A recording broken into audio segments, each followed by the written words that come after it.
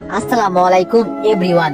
তোর অপেক্ষায় গল্পের দ্বিতীয় পার্ট। তো চলো বেশি কথা না কইয়া গল্প শুরু করা যাক। সিগারেট ফেলে দিল, এই বলে যখন পেছন ফিরলাম তখন গালে একটা থাপ্পড় দিয়ে বলল, কি শুভ, আমি ভাবতেও পারিনি তুই এতটা খারাপ হয়ে যাবি, একটা মেয়ের জন্য নিজেকে এইভাবে শেষ করে দিবি। আমি বললাম, দেখ মামুন, তুই তো জানিস আমি নীলাকে কতটা ভালোবাসি, ওর পাশে অন্য কোনো ছেলেকে সহ্য করতে পারি না, তাই সিগারেট খাইতেছি। মামুন বলল, দেখ সিগারেট খেলে কিছু হবে না, উল্টো তোর ক্ষতি হবে। এই ওইদিকে তাকিয়ে দেখ, সে তোকে ছাড়া কতটা হাসি খুশি আছে, আর তুই আবার কান্না করে সিগারেট খেয়ে নিজের ক্ষতি করছিস। আমি বললাম, তাহলে তুই বল আমি কি করতাম। মামুন বলল, কি করবি মানে, ওই বজ্জাত মেয়েকে ভুলে যাবি আর আগের মতো হাসি খুশি হয়ে যাবি। দেখ, যে তোর ভালোবাসা বুঝতে চায় না তাকে তুই হাজার বোঝালেও বুঝবে না, উল্টো তোর কষ্ট হবে। এই তুই এসব বাদ দে আর নিজেকে সুন্দরভাবে গড়ে তোল, দেখবি এর মতো মেয়ে তোর পিছনে লাইন দিয়ে বসে থাকবে। আমি চুপ হয়ে মামুনের কথাগুলো ভাবতেছি। ঠিকই তো, যে আমাকে ভালোবাসে না তার পিছনে ঘুরে সময় নষ্ট না করাই ভালো। আমি বললাম, মামুন তুই ঠিক বলছিস, আমি আর ওই মেয়ের কথা ভেবে কষ্ট পাবো না। আমি আজ থেকে ভুলে গেছি আমার জীবনে কোনো মেয়ে ছিল। এটা বলে আমার ঠোঁটে সিগারেট দিলাম। আমি ভুলে গেছি সামনে মামুন আছে। আমি দেখতে পেলাম মামুন রাগী ভাবে তাকিয়ে আছে আমার দিকে। খেয়াল হলো আমার গালে সিগারেট, তাই তাড়াতাড়ি ফেলে দিলাম, সরি ভাই। মামুন বলল, তুই যদি আজ সিগারেট খাস তাহলে আমাকে হারাবি। এটা বলতে আমি মামুনকে জড়িয়ে ধরলাম। ভাই, তোর মতো বন্ধু পাওয়া ভাগ্যের ব্যাপার, আমি অনেক লাকি রে, আমি তোর মতো একটা বন্ধু নামক ভাই পেয়েছি। মামুন বলল, আরে কি যে বলিস না, আমি ভাগ্যবান যে তোর মতো একটা বন্ধু পাইছি। আচ্ছা চল ঘুরতে যাবো। আমি বললাম, চল মামা। এই বলে ঘুরতে গেলাম, অনেক জায়গাতে ঘোরাঘুরি করে যে যার বাসায় চলে গেলাম। এইভাবে কেটে গেল 2 দিন। প্রতিদিন কলেজে গেলে দেখতাম নীলা ওই নিহালের সাথে আড্ডা হাসাহাসি করতো। এগুলো প্রথম প্রথম কষ্ট হলেও এখন আর দেখতে দেখতে অভ্যাস হয়ে গেছে, এখন আর কষ্ট হয় না। কিন্তু এখনো কষ্ট হয় বাবার আচরণে। আমার সাথে এখন আর বাবা কথা বলে না, আমার অনেক কষ্ট লাগে বাবার এইরকম আচরণে। আজ কলেজ থেকে বাসায় এসে ফ্রেশ হয়ে মোবাইল টিপতেছি, তখন মা ডাক দিল খাবার খেতে, তাই খাবার খেতে গেলাম। ও, আপনাদের একটা কথা বলতে ভুলে গেছি, আপু আজ নানুর বাসায় গিয়েছে বেড়াতে। আমি যখনই খাবার খেতে টেবিলে বসলাম তখন বাবা পুরো না খেয়ে হাত দিয়ে চলে যেতে লাগলো। আম্মু বলল, তোমার আবার কি হয়েছে, খাবার পুরো শেষ না করে চলে যাচ্ছ কেন? বাবা বলল, আমার খেতে ইচ্ছা করছে না। একটা ইফতেজারের সাথে এক টেবিলে বসে খাবার খাওয়া আমার পক্ষে সম্ভব না। বাবার মুখে এমন কথা শুনে আমার চোখ দিয়ে পানি পড়তে লাগলো। এতদিন এড়িয়ে চলতো, তাতে বুক ফেটে যাইতো, আর আজ এমন কথা বললো। বাবা আমাকে এমন ভাবে বলতে পারলো, কি দোষ করেছিলাম নীলা? আমি তো তোকে ভালোবেসেছিলাম, তার জন্য আজ তুই আমার বাবার চোখে খারাপ বানিয়ে দিলি। আমি চোখের পানি মুছে চলে যেতে লাগলাম। আম্মু বলল, তোর আবার কি হলো? আমি বললাম, কিছু না, আমার খেতে ইচ্ছা করছে না। এটা বলে রুমে এসে দরজা বন্ধ করে কান্না করতে লাগলাম। কেন আমার সাথে এমন হলো? আমি তো নীলাকে কোনোদিন অপমান করিনি, তাও কেন আমাকে এত বড় অপবাদ দিল? আর বাবা, সে তো আমাকে ছোট থেকে চেনে, সে কেমনে বিশ্বাস করলো আমি এমনটা করতে পারি? এইসব ভাবতেছি আর অনবরত চোখের পানি পড়তেছে। কি করব কিছুই মাথায় আসছে না। না, আমি এসব কিছু আর নিতে পারতেছি না। এইভাবে নানান কথা ভাবতে ভাবতে ঘুমিয়ে গেলাম। এইদিকে আম্মু বলল, এই তুমি এইরকম করছো কেন? জানো ছেলেটা কত কষ্ট পেয়েছে? বাবা বলল, তোমার জন্য ছেলেটা এমন হয়েছে। এই তুমি কি জানো, সারাদিন ছেলে ছেলে করো আর ছেলের সম্পর্কে কোনো কি খোঁজ নাও তুমি? আম্মু বলল, খোঁজ আর আমি? আমার থেকে ছেলেকে কে বেশি খোঁজ রাখে? ছেলেটা কাল যে অজ্ঞান হয়ে পড়েছিল, ছেলেটাকে দেখতে গিয়েছো? আচ্ছা মানলাম সে একটা ভুল করেছে, তাই বলে এইভাবে তাকে এড়িয়ে চলবে? তুমি খোঁজের কথা বলছো না, একটু তার বন্ধু মামুনকে জিজ্ঞেস করিও আসল সত্য কি। অন্যের কথা ধরে নিজের ছেলেকে শাস্তি দেওয়া মোটেও আদর্শবান বাবার কাজ না। বাবা বলল, কি আসল সত্য? আম্মু বলল, তুমি যখন তোমার ছেলের খোঁজ বেশি রাখো, তাই তুমি বরং বের করো আসল সত্য কি। বাবা বলল, আসলে আমার আগে খোঁজ নেওয়া দরকার ছিল, আমার ছেলে কি আসলে অপরাধ করছে নাকি করেনি। এই বলে মামুনকে কল দিল। মামুন বলল, আসসালামু আলাইকুম আঙ্কেল। বাবা বলল, ওয়ালাইকুম আসসালাম। বাবা, তোমাকে একটা কথা জিজ্ঞেস করতাম। মামুন বলল, কি আঙ্কেল? বাবা বলল, আচ্ছা মামুন, সেই দিন কি শুভ কোনো মেয়েকে কিস করেছিল? সত্যি কথা বলবে। মামুন বলল, না আঙ্কেল, সেদিন শুভ তেমন কিছুই করেনি। বাবা বলল, তাহলে কি হয়েছিল? মামুন বলল, কি করে যে বলি আপনাকে। বাবা বলল, আরে সমস্যা নাই, বলো। মামুন বলল, আচ্ছা তাহলে শুনুন। এই বলে তারপর মামুন বাবাকে সব বলে দিল। বাবা বলল, আমি কেমন বাবা হলাম, শুধু শুধু আমার ছেলেকে আমি কষ্ট দিলাম। এইদিকে নীলা ও তার বান্ধবী বসে আছে। মনি বলল, দোস্ত তুই এটা না করলেও পারতি। নীলা বলল, কি? মনি বলল, এই যে শুভকে এতটা অপমান না করলেও পারতি। নীলা বলল, দেখ মনি, তুই আমাকে শিখাতে আসিস না, ওই ক্ষেত আবার মার্কা পোড়ার এটাই শাস্তি হওয়ার দরকার। মনি বলল, আচ্ছা আমাকে এটা বলতো, তুই শুভকে ভালোবাসিস তাহলে এটা কেন? নীলা বলল, কি ভালোবাসা? হাসালি বোন, আমি কখনো শুভকে ভালোবাসিনি। আমি তো তার উপর প্রতিশোধ নেওয়ার জন্য এমন ভালোবাসার অভিনয় করছি। আমি শুধু নিহালকে ভালোবাসি, আর নিহালও আমাকে ভালোবাসে। মনি বলল, সে কি করছে তোকে যে এমনটা করলি? নীলা বলল, সে আমাকে একদিন সবার সামনে থাপ্পড় দিয়েছিল। মনি বলল, কেন থাপ্পড় দিয়েছিল? নীলা বলল, আসলে বলিস না, যখন স্কুলে ছিলাম, সে মনে হয় তখন নতুন ভর্তি হয়েছে, তখনকার ঘটনা। স্কুলে আসার পর রিক্সাওয়ালাকে ভাড়া দিলাম, তখন রিক্সাওয়ালা বলে কম হয়েছে, অনেক বাড়াবাড়ি হয়। এক পর্যায়ে আমি যখন তার গালে একটা থাপ্পড় দিতে যাব, তখন কোথা থেকে শুভ এসে আমাকে থাপ্পড় দিয়ে সবার সামনে অপমান করে। মনি বলল, ও এইটার জন্য তুই তার সাথে ভালোবাসার অভিনয় করলি? বা, আমার এখন অনেকটা লজ্জা হচ্ছে। আমার প্রতি তোর মতো নিচু মনের মানুষের সাথে এতদিন বন্ধুত্ব ছিল। আসলে তুই জানিস না তুই কত বড় ভুল করেছিস। আসলে তুই কোনটা অন্যায় কোনটা সঠিক সেটা জানিস না। তোর অনেক অহংকার, তাই না? দেখবি এই অহংকার তোর পতনের মূল কারণ হবে। এটা বলে মনি চলে আসলো সেখান থেকে। নীলা বলল, সামান্য একটা ছেলের জন্য মনি আমাকে অপমান করতে পারলো? ছাড়বো না আমি ওই কুত্তাকে। এইদিকে আমি ঘুম থেকে উঠে ঠিক করলাম আমি আর এখানে থাকবো না। তাই আম্মুর কাছে গিয়ে বললাম, আম্মু তোমার সাথে একটু কথা ছিল। আম্মু বলল, কি কথা? আমি বললাম, আমি এখানে পড়ালেখা করব না, আমি টাউনে চলে যাব। আম্মু বলল, কি? না, আমি তোকে কোথাও যেতে দিব না, তুই আমার কাছে থাকবি। আমি বললাম, আরে মা, বেশি না তো, 1 বছর লাগবে, ইন্টার ফাইনাল ইয়ার পরীক্ষা দিয়ে আবার চলে আসবো, তাও আমি এখানে থাকবো না। আর যদি তুমি আমার ভালো চাও তাহলে আমাকে যেতে দিবে। মা বলল, কি আর করার, আচ্ছা তোর ভালো মানে আমার ভালো। এখন আপনাদের একটা কথা বলি, থাক কুমুনা, গল্প শুনতে থাকেন, এমনি জানবেন। আমি বললাম, আচ্ছা মা, আমি তাহলে এখন আসি, কাপড় চোপড় গুছাতে হবে, আর সন্ধ্যায় যাব, সব আগে থেকে ঠিক করা। আর বাবাকে এইসব বলো না। মা বলল, কিন্তু তোর বাবা যদি কিছু বলে তখন? আমি বললাম, চিন্তা করো না, আমার মতো কুলাঙ্গারকে কিছু বলবে না। আমি রুমে এসে সব গোছাতে গোছাতে মামুন কল দিল। মামুন বলল, দোস্ত। আমি বললাম, বল, কি বলবি? মামুন বলল, আসলে দোস্ত, তোর নীলা তোর উপর প্রতিশোধ নিয়েছে। আমি বললাম, কি বললি? আমি তো তাকে কিছু করিনি। তাহলে? আচ্ছা, কেন প্রতিশোধ নিল বলতো? মামুন বলল, আসলে আমাকে মনি বলছে, তারপর সব বললো, আপনারা তো জানেনি। আমি বললাম, ও তাহলে এই ব্যাপার। একটা সামান্য কাজের জন্য নীলা এটা করতে পারলো, তাকে তো আমি কখনোই ক্ষমা করবো না। আচ্ছা, তাড়াতাড়ি বের হবি, বলে দিলাম। মামুন বলল, তারপর আমি আমার প্রয়োজনীয় কিছু ব্যাগে নিয়ে আম্মুর সাথে কিছু কথা বলে রুমে এসে রেডি হয়ে মামুনকে কল দিলাম। আমি বললাম, কি রে, বের হয়েছিস তোরা? মামুন বললাম, তুই রেল স্টেশনে চলে আয়, আমি আসি। বাড়িতে মিথ্যা বললাম, আমরা যাচ্ছি কক্সবাজারে। সেখানে মামুনদের একটা অফিসের কিছু কাজ আছে, সেটা দেখতে করতে যাচ্ছে মামুন আর মনি। আর ওখানে আমি যাচ্ছি ঘোরার জন্য, আমি করব। আরেকটা কথা, মনি হলো মামুনের জিএ প্লাস মামাতো বোন। আমি একটা কথা মাথায় ঢুকিয়ে নিয়েছি, নীলা যত আমার কাছে আসতে চাই, আমি তাকে আর আপন করব না। আমি এখন আর নীলাকে ভালোবাসি না। আমি ভুলে গেছি সে আমার জীবনে ছিল নাকি ছিল না। কিছুক্ষণ পর স্টেশনে আসতে মামুন বলল, এই নে টিকিট, তাড়াতাড়ি ট্রেনে উঠে পড়। তারপর আমি, মামুন আর মনি ট্রেনে উঠে যার যার সিটে বসে পড়লাম। মামুন আমার থেকে একটু দূরে বসছে, কারণ মনি সহ যাচ্ছে, তাই তারা একসাথে বসছে। তাদের মাঝে আমি এক বেচারা, তাই আমি একা বসেছি, কানে হেডফোন লাগিয়ে গান শুনতে লাগলাম। তো গায়েস, আপনারাই বলে যান এই অবস্থায় আমি কি গান শুনতে পারি। গান শুনতে শুনতে কখন যে ঘুমিয়ে গেলাম তার নিজেও বুঝতে পারলাম না। এইদিকে বাবা বলল, এই শুভকে ডাকো খাবার খেতে। আম্মু বলল, ও আসবে না। বাবা বলল, কেন আসবে না? ও না খেলে তো শরীর খারাপ করবে।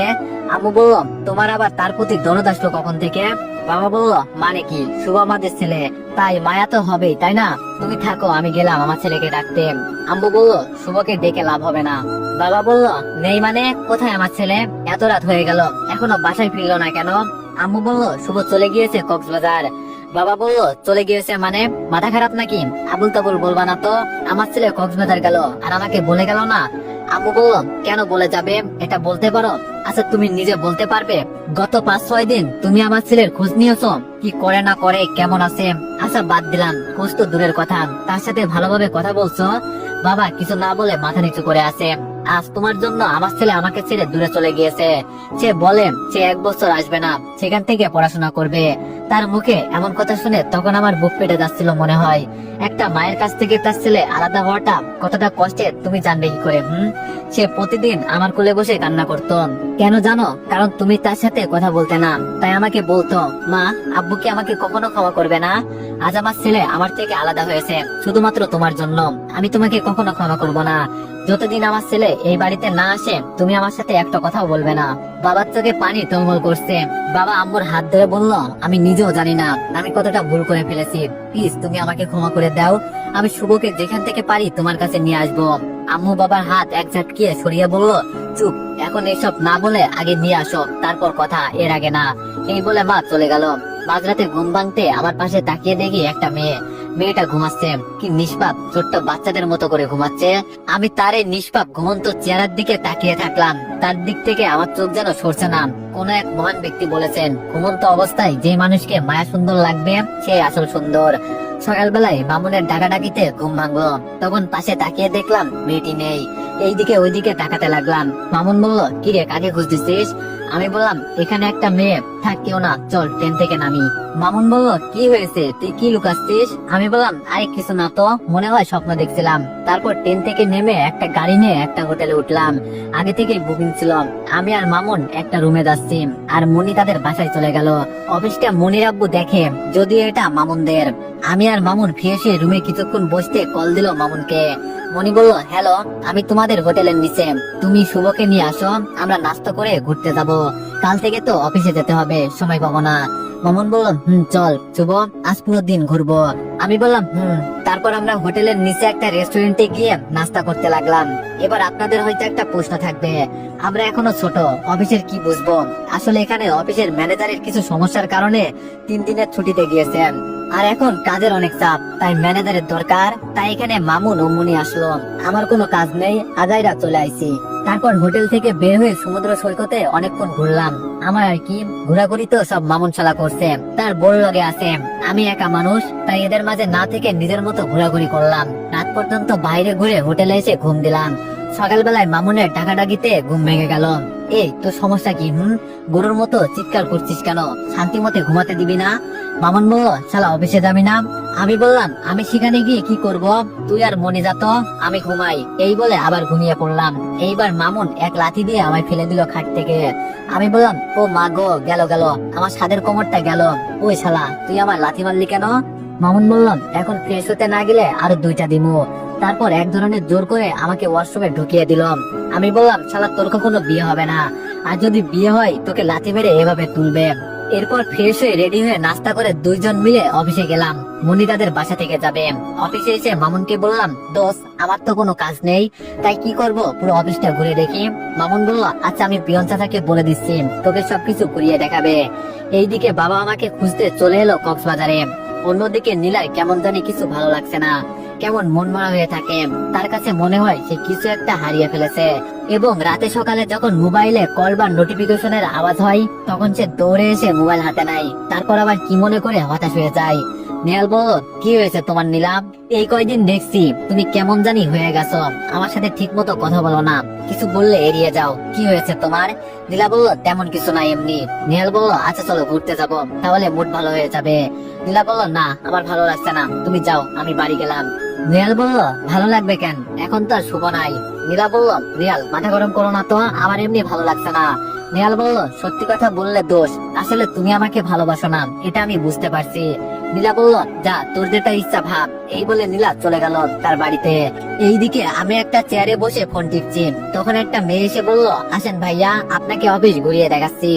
আমি মেয়েটার দিকে তাকিয়ে দেখলাম, মেয়েটা আমার সমবয়সী হবে হয়তো বা বড়, তবে যাই বলি না কেন, মেয়েটা কিন্তু দেখতে অনেক কিউট। আমি বললাম, কিন্তু আপনাকে দেখে তো কোনো পিয়ন চাচা বা পিয়ন খাওয়া লাগতেছে না। মেয়েটা আমার কথা শুনে প্রচুর রাগ করলো, তা তার মুখ দেখে বুঝতে পারছি। বাট সে আমার উপর রাগ দেখাতে পারছে না কেন জানি, তবে রাগী মুখটা দেখতে আরো কিউট লাগে। মেয়েটি বলল, শালা খচ্চর, বানরের 3 নম্বর বাচ্চা, শয়তানের নাতিন, মনটা চাই এক্ষুনি করলার শরবত বানিয়ে আদর করে খাওয়াই দে। আমি নাকি কাজের খালাম, বিড়বিড় করে বলল। তারপর শুকনো একটা হাসি দিয়ে বলল, আসলে ভাইয়া, পিয়ন চাচার অনেক কাজ, এখন মিটিং চলছে, তাই মিনি আমাকে পাঠালো। আমি বললাম, ও আচ্ছা, আপনি মনি আপুকে মিনি কেন বললেন? মেয়েটি বলল, কারণ মনি আমার মামাতো বোন। আমি বললাম, ও। মেয়েটি বলল, জি ভাইয়া। আমি বললাম, আচ্ছা তাহলে চলেন আন্টি, আমাকে অফিসটা ঘুরিয়ে দেখান। মেয়েটি বলল, এই যে, আমাকে কোন দিক দিয়ে আন্টি মনে হয়? আমি আন্টি নাকি? ও মা, মেয়ে তো দেখি রেগে গেল।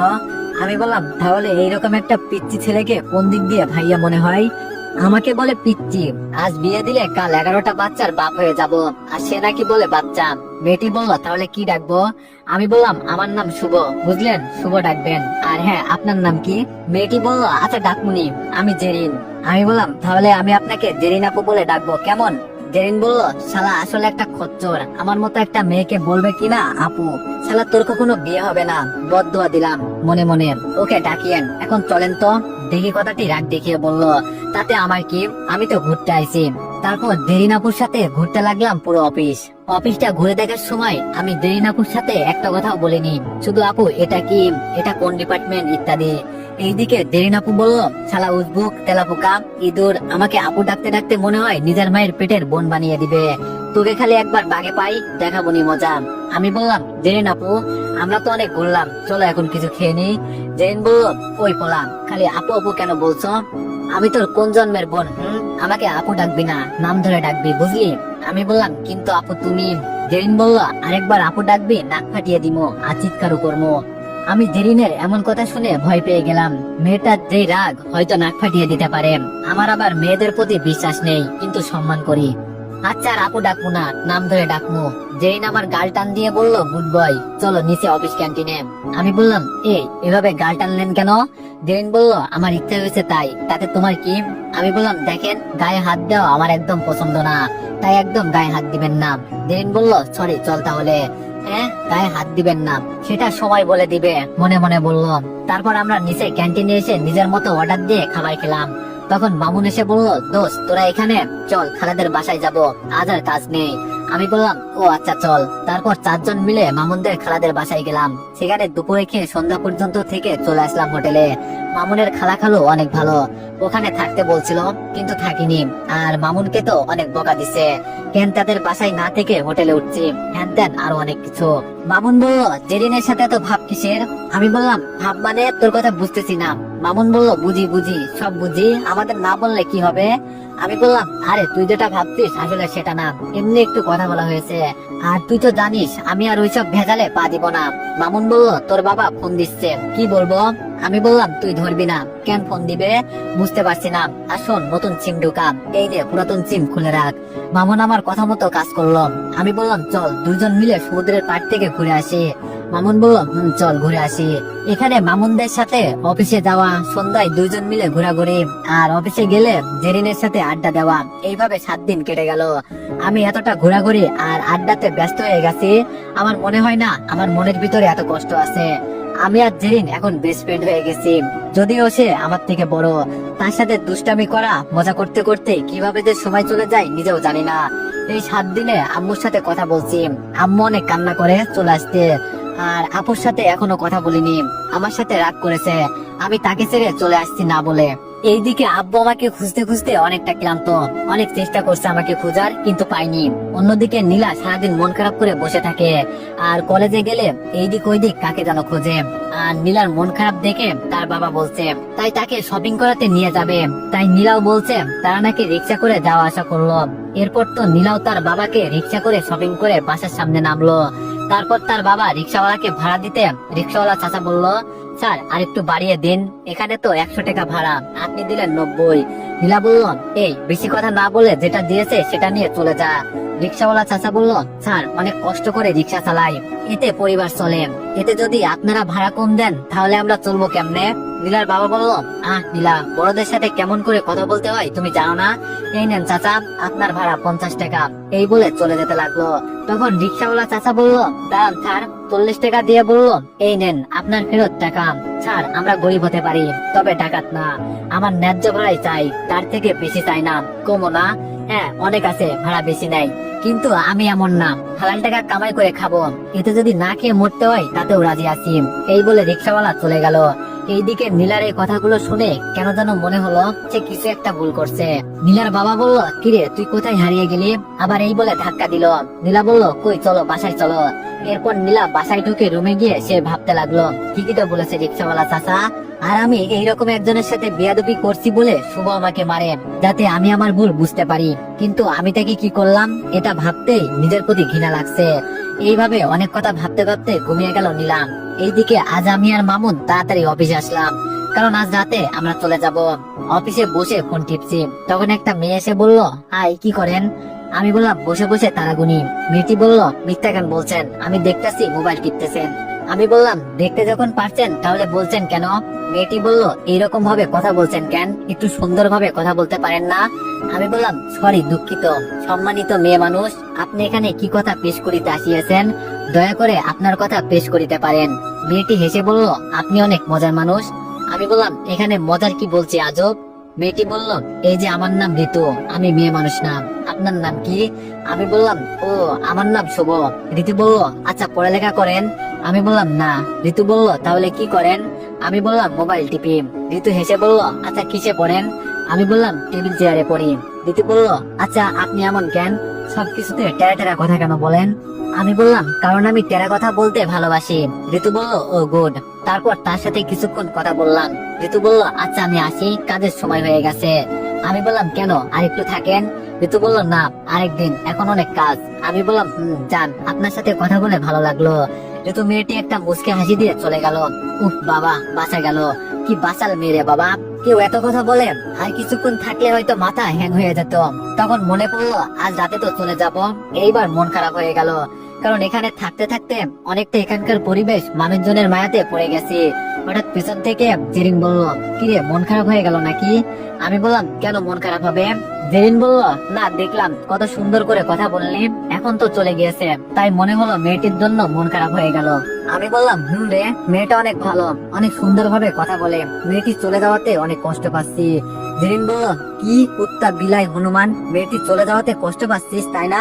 কই আমি চলে গেলে একবারও বলিস না দোস্ত আর একটু থাক, তুই গেলে আমি কষ্ট পাবো। প্রতিদিন তোকে আমি নিচ থেকে কল দিই, তুই একবারও নিচ থেকে কল দিস না। তার মানে তুই আমাকে বন্ধু মনে করিস না?